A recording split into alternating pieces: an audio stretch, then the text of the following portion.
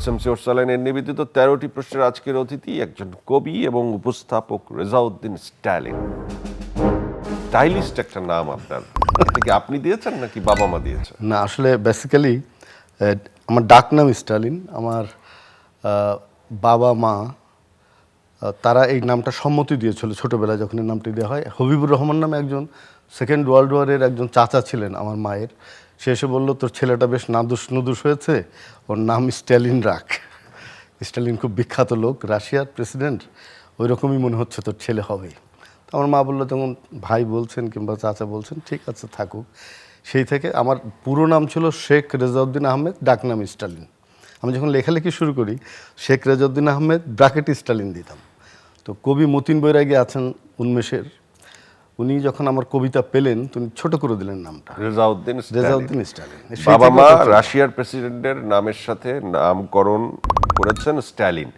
রাশিয়ার প্রেসিডেন্ট তো দূরের কথা, রাশিয়ার দেশ কি ভ্রমণ করতে পেরেছেন? ভ্রমণ করতে পারিনি, এখন তো অনলাইনে সব দেশই দেখা যায়, ওর বিভিন্ন লোকজনের মুখে শুনি। তবে রাশিয়ার যে সমস্ত কবি সাহিত্যিক আছে তাদের লেখা পড়ি। সম্প্রতিকালে অনলাইনের সুযোগ এবং ফেসবুকের সুযোগে রুশ ভাষায় আমার অনেক কবিতা অনুদিত হয়। এর কারণ হয়তো ওরা যখন দেখে আমার নাম স্টালিন ওরা খুব প্রীতবোধ করে। কবিতা জনপ্রিয় ছিল, কবিতা আমাদের হৃদয়কে আন্দোলিত করে। সুনীলের কবিতা করে, কবি ঠাকুরের কবিতা করে, রবি ঠাকুরের কবিতা, সুনীলের কবিতা, কার কবিতা না, মাইকেল মধুসূদন দত্তের। আপনাদের কারো কবিতা কখনো হৃদয়ে নাড়া দেয় নাই তো, কারণ কি? মুশকিল হচ্ছে যে আপনারা পড়েছেন হচ্ছে পাঠ্যপুস্তকে যে কবিতা থাকে সেটা পড়ে আপনারা বড় হয়েছেন। এর বাইরে যে একটা বিশাল কবিতার জগৎ আছে, আমাদের পাঠকরা সেই জায়গায় যায় না। সাধারণ পাঠকরা, কবিরা হয়তো সেটা পড়ে, নাড়া দেয় না এমন না।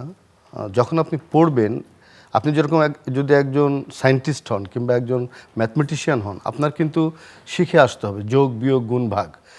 সাম্প্রতিককালের ধরেন 21 শতক, 19 শতক, 20 শতক, 21 শতক কবিতার যে একটা ডেভেলপমেন্ট হয়েছে সেটা ম্যাথমেটিক্সের মতো, বিজ্ঞানের মতো।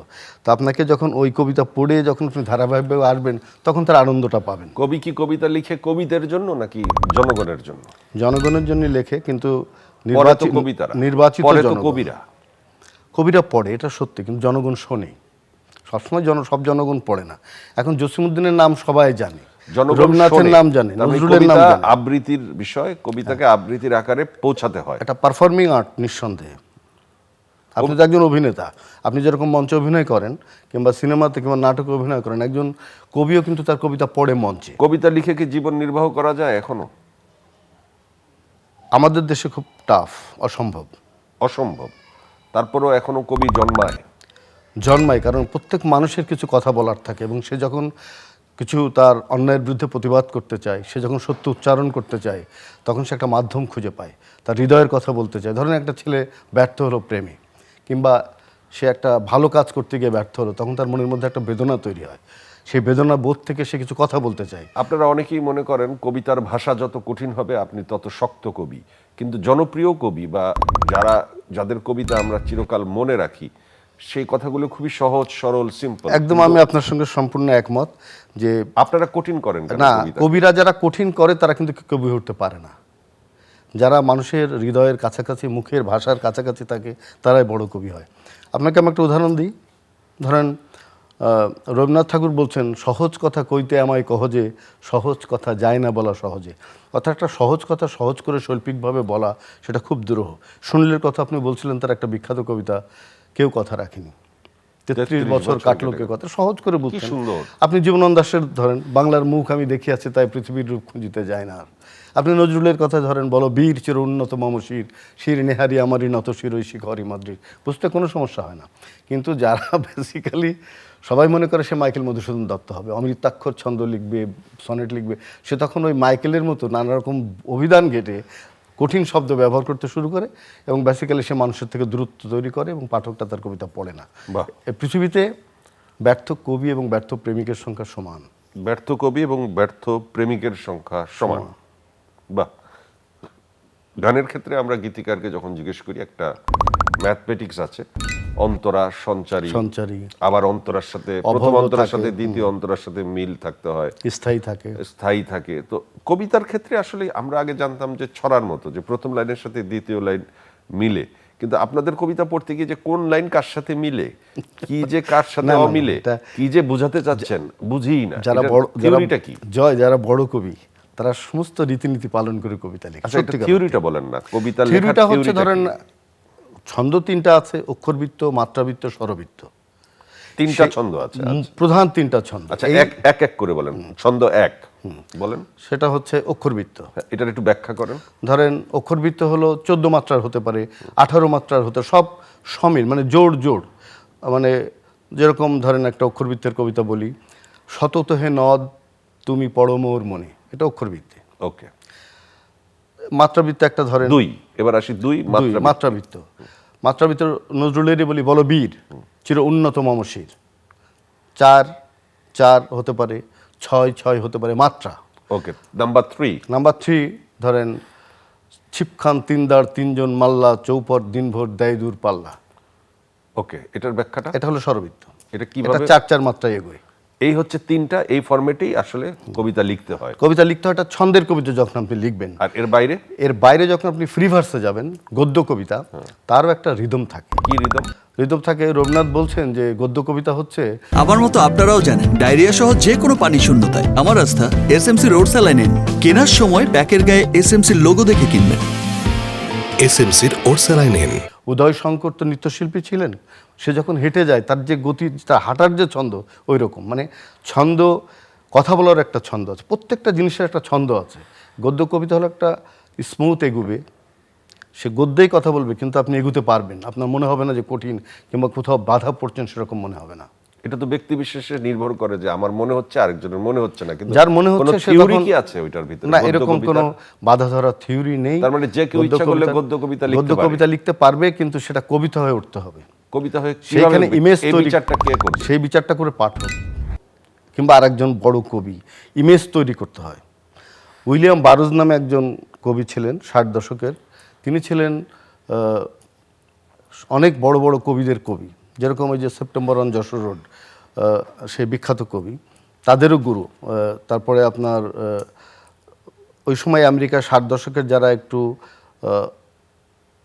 রাগী কবি বলেন, অ্যাংরি পোয়েট, তাদের সবার কবি তিনি বলেছিলেন, তোরা কখনো ছন্দে কবিতা লিখবি না। উইলিয়াম বারোজ বলছেন। তো তারা কেউ আর ছন্দে কবিতা লিখতো না, এবং বলেছিলেন যে কবিতা লেখার পর আর পড়বি না, মানে ওটার কোনো সংশোধনও করবি না। কবি রেজাউদ্দিন স্ট্যালিনকে কি কারণে আগামী 50 বছর পরও বা 100 বছর পরও মানুষ মনে রাখবে? তার কোন সৃষ্টকর্মের কারণে, কোন কবিতার কারণে? আসলে মানুষ মনে রাখবে কি রাখবে না সেটা বলা খুব টাফ। যেরকম জীবনানন্দ দাশ তার সমকালে কিন্তু অতটা পঠিত ছিলেন না, ধীরে ধীরে তিনি বেরিয়ে এসছেন। এবং এখন শুধু জীবনানন্দ দাশের বনলতা সেন কবিতা নিয়ে, যে একটা কবিতা নিয়ে যে পরিমাণ থিসিস করা হয়, যে পরিমাণ আলোচনা সমালোচনা হয়, যে পরিমাণ বাকবিতণ্ড হয়, এটা কল্পনা করা যাবে না। পৃষ্ঠার পর পৃষ্ঠা লেখা হচ্ছে, আমরা পড়েই শেষ করতে পারছি না এই বনলতা সেনকে। কিন্তু তার জীবদ্দশায় কিন্তু জীবনানন্দ দাশকে এরকম পাত্তা দেওয়া হয়নি। এমনকি রবীন্দ্রনাথও কিছু সমালোচনা করেছিলেন জীবনানন্দ দাশের। তো আমার ভাগ্যে কি আছে আমি জানি না, তবে আমি চেষ্টা করি যে পাঠক প্রিয়তা যেন পাওয়া যায়, যেন মানুষের হৃদয়ের কাছাকাছি যেতে পারি, যেন তার চাওয়া, তার পাওয়া, তার যে আরতি, সেটা যেন আমি মেটাতে পারি কবিতার মাধ্যমে। আপনার লেখার সবচেয়ে সীমাবদ্ধতা কি বলে আপনি মনে করেন? সীমাবদ্ধতা যে আমার সীমাবদ্ধতা যেটা, আমি এখনও সেই খুব গণমানুষের একদম হৃদয়ের কাছে, তাদের মতো করে হয়তো আমি লিখতে পারছি না। আপনার সিগনেচার কি? আপনার লেখার সবচেয়ে গুণ কি? আপনার বৈশিষ্ট্যটা কি? আমার বৈশিষ্ট্য হচ্ছে, আমি আমার সমকালকে উপস্থাপন করতে চাই। অন্যায়, অবিচার, দুর্নীতি, অসাম্য, বৈষম্য এবং মানুষের যে সংকট, সেগুলোকে সঠিকভাবে উপস্থাপন করতে চাই, তাদের মতো করে, তারা যেভাবে প্রতিবাদ করতে চায় ওইভাবে। রবীন্দ্রনাথ যেমন বলেছিলেন, যে কবিতা নিজের হয়েও সকলের, সমকালের হয়েও চিরকালের, সেটাই হচ্ছে চিরায়ত আপনি সাহিত্য। তো স্পন্টেনিয়াস কবিতা লিখতেও পারেন এবং বর্তমান সমসাময়িক বিষয় নিয়ে আপনি কাজ করেন। এখন চলছে কোটা আন্দোলন, কোটা নিয়ে বিতর্ক, এ নিয়ে 4টা লাইন কবিতা শোনান, নিজে বানিয়ে স্বরচিত। আসলে এটা হলো স্বভাব কবিদের কাজ, কিন্তু কোটা আন্দোলন সরাসরি যদি আমি লিখি, তো সেটা কবিতা না হয়ে গদ্য হবে কিংবা পদ্য হয়ে যেতে পারে। বরং কোটা আন্দোলনকে স্পর্শ করে, কোটা আন্দোলন সমস্ত আন্দোলনের সঙ্গে যাবে যে কবিতা, এরকম আমি 4টে লাইন আপনাকে বলতে পারি। আমাদের এখন বাইরে যেতে হবে, ঘরটা ভীষণ শীতল এবং অন্ধকার, কয়েদি সেলের মতো সংকীর্ণ দরজা, প্রিয় স্বজনের কণ্ঠস্বর আমরা শুনতে পাচ্ছি, অনুভবে তাদের অস্তিত্ব টের পাচ্ছি, স্পর্শ অবয়ব কিন্তু দেখতে পাচ্ছি না কাউকেই। একথা বিশ্বাস করি না যে সব অন্ধকারে মানুষকে দেখা যায় না, বরং কোনো কোনো অন্ধকারে মানুষের মুখ খুব প্রিয় হয়ে ওঠে, বেশি পরিচিত। দেখতে না পাওয়ার অন্তরায় অন্ধকার নয়, বাইরে না যাওয়ার কারণ নয় সংকীর্ণ দরজা, বরং আমাদের চেতনায় অনুপস্থিত প্রত্যেকের মুখ। এবং অস্বীকার করি না যে দরজাটা সত্যি অনুপযোগী, তবুও আমাদের এখন বাইরে যেতে হবে, দরজাটা ভেঙে হোক কিংবা ঘরটা। আপনি তো একজন উপস্থাপক, এখন উপস্থাপক হয়ে যান, আমি অতিথি। প্রশ্ন করেন, আমি উত্তর দিই। জয়, আমি দেখি যে আপনি এই অনুষ্ঠানের ভেতর দিয়ে অনেককে খুব অপ্রিয় প্রশ্ন করেন, যেটা হয়তো সে বলতে চাচ্ছে না, বলতে পারছে না, কিন্তু সেটা সত্য। এই প্রশ্নটি করে কি আপনি নিজেকে বিখ্যাত করতে চান? বিখ্যাত বা খ্যাতিমান ব্যক্তি হওয়ার পর্ব তো আমার শেষ, আমি তো দীর্ঘদিন ধরে কাজটা করছি। কিন্তু মানুষের মনের প্রশ্নটা আমি সবসময় করি, সহজ সরল প্রশ্ন করি। একজন মানুষ প্রশ্ন শুনে বিব্রত হলেও তার উত্তর দিয়ে সে কিন্তু বিব্রত ভাব দূর করতে পারে, এবং আমাকেও সে শুনিয়ে দিতে পারে এবং জনগণকেও বুঝিয়ে দিতে পারে তার ভেতরের আসল সত্যটা। কাজেই প্রশ্ন খারাপ হলে উত্তর খারাপ হবে কেন? সবসময় কি আসল সত্য বলা যায়? কাছাকাছি যাওয়া যায়, যে জ্ঞানী সে কাছ দিয়ে যায়। যেমন আপনাকে কোটা আন্দোলন নিয়ে কথা জিজ্ঞেস করলাম, আপনি এমন একটা কবিতা শোনালেন, এতে বোঝাই গেল না আপনি কোটা আন্দোলনের পক্ষে না বিপক্ষে। মনে করেন আমি আপনার সামনে নেই, ক্যামেরার পেছনে কেউ নেই, চ্যানেল আইয়ের দর্শকের উদ্দেশ্যে কিছু কথা বলেন। আজকে কবি হিসাবে আমি এখানে উপস্থিত আছি। আমাদের যে উপস্থাপন করলেন জয়, তিনি একজন বিখ্যাত অভিনেতা। আমি সবসময় চেষ্টা করেছি মানুষের কথা বলতে, জীবনের কথা বলতে। মানবিক মূল্যবোধ সম্পন্ন মানুষ তৈরি করা হচ্ছে লেখকদের কাজ, শিল্পীদের কাজ। আজকে আমাদের দেশ এবং দেশের মানুষ সবাই চাইছে খুব বড়লোক হবে, ধনী হবে, কিন্তু জ্ঞান রাজ্যে যে ধনী হতে হবে সে কথাটি কেউ ভাবছে না। এই জন্য একটা বড় বিপর্যয় এই জাতির জন্য অপেক্ষা করছে। চলুন আমরা সবাই মিলে একটি জ্ঞানকেন্দ্রিক সমাজ প্রতিষ্ঠার চেষ্টা করি, একটি মানবিক মূল্যবোধ সম্পন্ন সমাজ প্রতিষ্ঠার চেষ্টা করি, এবং আমরা বই পড়ি। বই পাঠ ছাড়া একটি জাতি কখনো বড় হতে পারে না।